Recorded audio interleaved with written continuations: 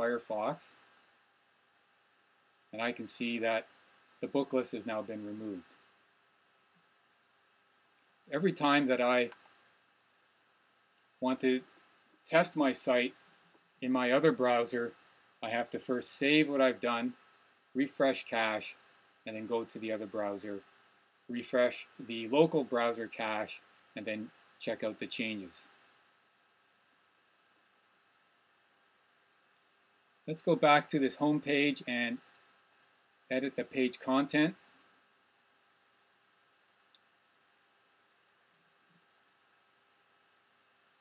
You see, for each section of the page content, the banner section, the left column sections, and the main column here, my right column, there is a number of tools available: HTML, edit, save, and revert.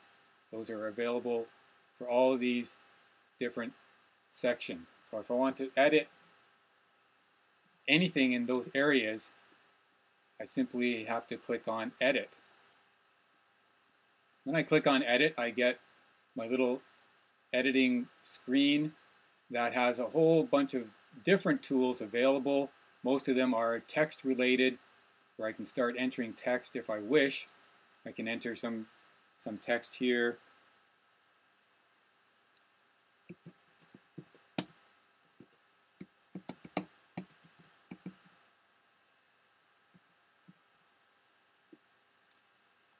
And then I can highlight that text and modify it. I can change the font size.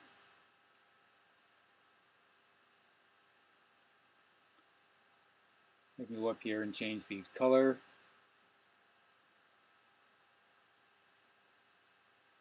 If I wish, I can change the background.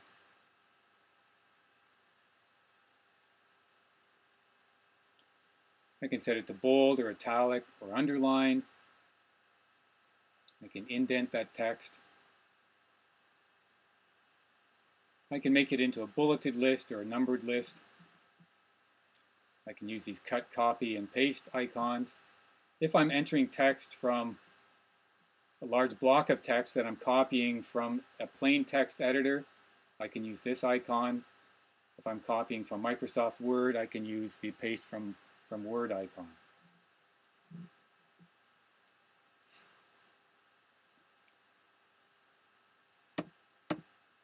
Right now I want to just edit some text from, I want to add some text from Microsoft Word. So let me navigate over to Word and let me find some content here. I want to add my library hours. So I've already prepared most of my content. It helps to prepare the content in advance. Then I can just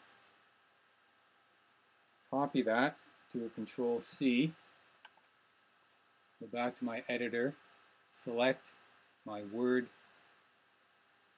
paste from Word, and then do a Control-V to paste it in, and then click on Insert. And then I want to modify that a little bit, change the font here.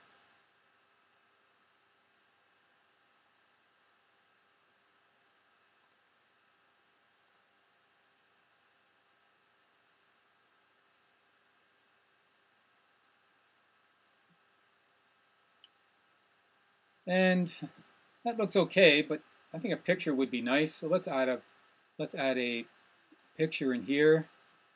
We'll just add a picture of the library. So we need to add a picture using the Insert Edit Image icon. Now if I click on that, the first thing that I have to do is enter an image URL. So I have to enter the path where the website will be able to find the image. Well, I haven't loaded an image onto the server yet, so that's the first thing I have to do. So let's cancel this, and we'll just scroll down the page, and down at the bottom here is the area where we can choose a file to upload, and then that'll upload our images or other files to the server. Let's choose our file. Let's find, just search through our computer to find the images that we're looking for, and let's see, I want this XPL interior small. Open that, and then I'll click on upload. That uploads the file to the enterprise server, and it gives me the uploaded file URL here, the /custom/web/content/ and my file name. Well, I'm going to copy and paste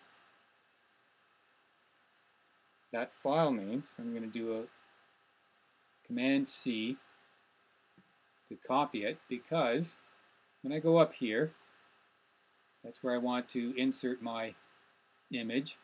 Click on image. Then I can simply paste the image URL right in. I want to make double sure that there are no spaces anywhere in this URL. If there are spaces, then the URL, the link will not work. You'll get a broken image link. Often there's a space found right at the beginning there, and if there's a space at the beginning, it'll give you a problem every time. Just make sure there's no spaces. I know it's going to work because I have a preview of the image. I'm going to give it a description.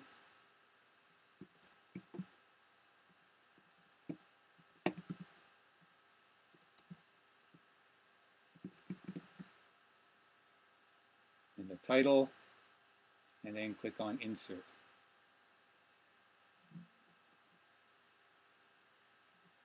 Well, I don't really like the location of that. I really thought it would look better over here, so I'm just going to move it over there. So click on that, move it up here. That's fine, but now the spacing of my title isn't quite right.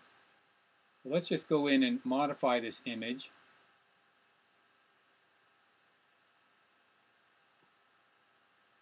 And I'll click on the Appearance tab, and I'll set the alignment to align to the right.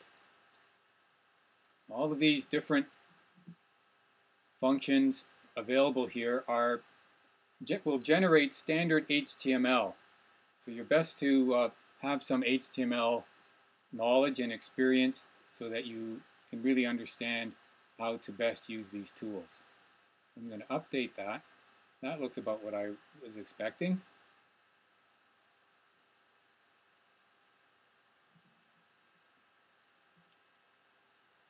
That looks good. Let's just save that.